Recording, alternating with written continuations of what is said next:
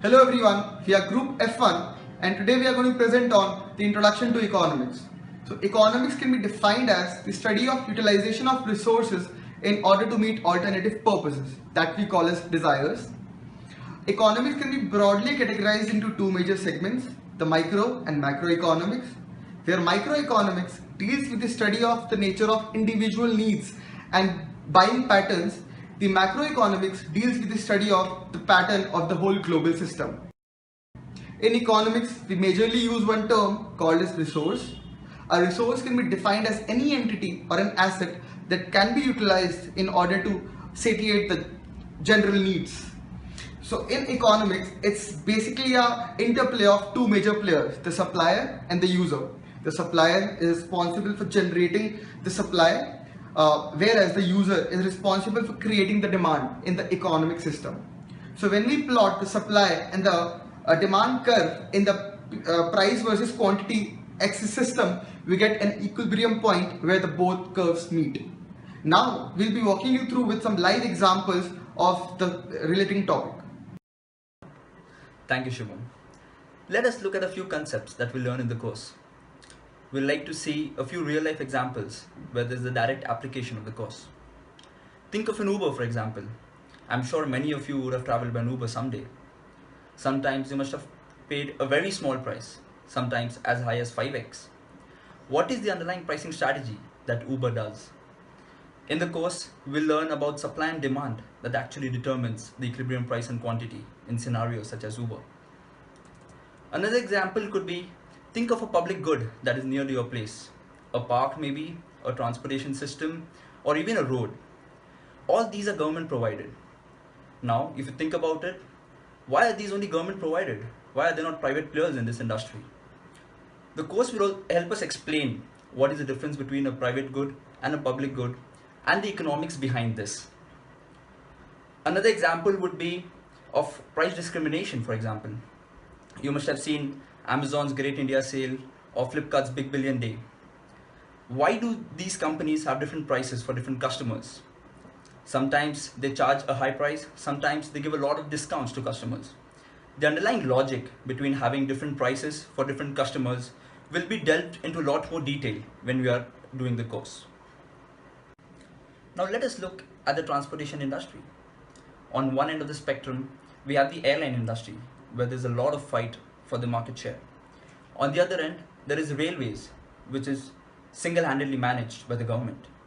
Now, the prices for these two, or even the situations where why another player cannot enter into the railways, or all the nuances that you'll learn through while doing the course.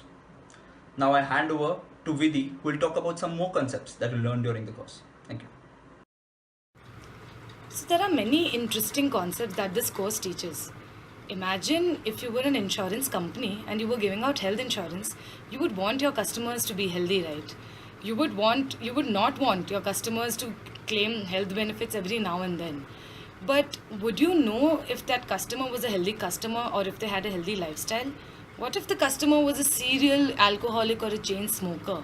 There's no way for you to find that out, and the customer would ideally not want to disclose such details to you. So this is the concept of information asymmetry or adverse selection, and this course teaches you how to identify and mitigate such situations. Hello everyone. Game theory is one of the most interesting principles of economics. Well, what comes to your mind when I use the phrase game theory? Or let me take a step back and ask you, what attributes do you associate with a game as conventional as soccer or poker? Well, most of you will come back to me and say that a game has players, they take certain actions, and those actions result into certain outcomes. In the parallel world of economics, game theory pertains with the strategic interactions between the players, wherein they take certain actions yielding payoffs.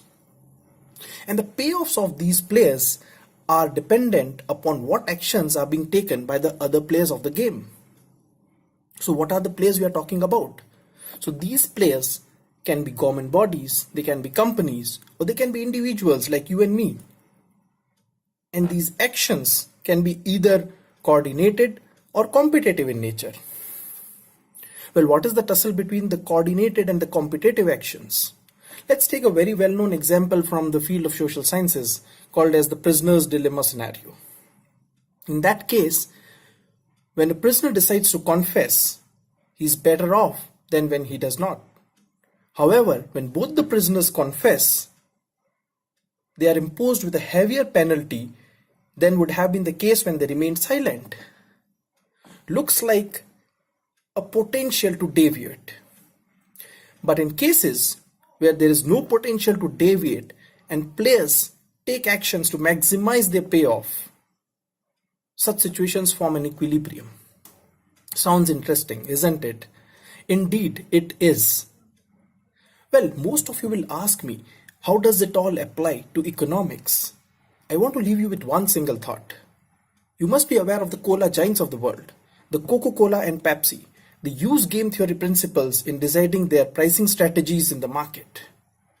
More to it, getting into the nitty-gritties of the course, please tune in to the course on economics at ISB. Thank you very much. The prisoner's dilemma is one example of something game theory studies. Let's assume Alice and Tom are caught stealing wallets. Game theory assumes they're both rational and self-interested. The regular punishment for what they did is 1 year in jail each. However, let's also assume the police expects one of them was involved in a more serious offense, stealing valuable paintings from a museum. Alice is offered a deal by the police. If she testifies against Tom for the more serious crime, and Tom doesn't testify against her, she gets 0 jail time, but Tom gets 8 years. Tom gets the same offer. If none of them testifies, each person only gets 1 year in jail. If both of them testify, they get 3 years each. Obviously, it seems in their best interest that neither of them testifies, as only 2 years of total jail time would result, 1 for each. However, let's look at things from their perspective. Alice sees that if she doesn't testify, there are 2 outcomes, one in which she gets 1 year and one in which she gets 8. She then sees that if she testifies, she either gets 0 jail time or 3 years. Testifying, therefore, seems more appealing. The same thing goes for Tom. Game theory therefore predicts that both of these rational, self-interested people would end up testifying and receiving 3 years each. Definitely not the ideal outcome. Please note, however, that various real-world experiments have proven people are more inclined to cooperate than this model would indicate. So, take it with a grain of salt.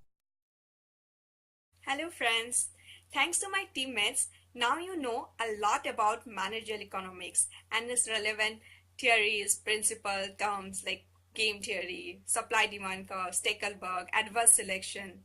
But I'm sure back in your mind you have a question like why managerial economics? Why managerial economics is important for you to learn in MBA program, right? Answer is very simple. Just think any specialization and you will find managerial economics at the core of it. For example, marketing, consulting, operations, finance, entrepreneurship, just name any. I'm telling you, you will find managerial economics at the core of it. How? For example, let's say marketing. So for marketing, you want to define your pricing strategy for your product. What you're going to do, you want to know what the demand looks like, what's the right price for your product, and how much supply you are going to have in the market for the product tomorrow. You apply demand supply curve, and that is managerial economics. Consulting. For all your clients, you want to have the best possible solution. You may have 2-3 theories or 2-3 options, but which one you are going to offer to your client? The best optimal solution, right? So what you're going to do, you will apply Nash equilibrium or the game theory. Entrepreneurship. For example, if you have a business tomorrow to run, you want to know what competition looks like or how the competition is going to react on your move. Do you have a first mover advantage? Are you going to apply Stackelberg theory, or what kind of signal you are going to give because of adverse selection? All these are none other than part of your managerial economics only. Finance. Don't you have a budget to make?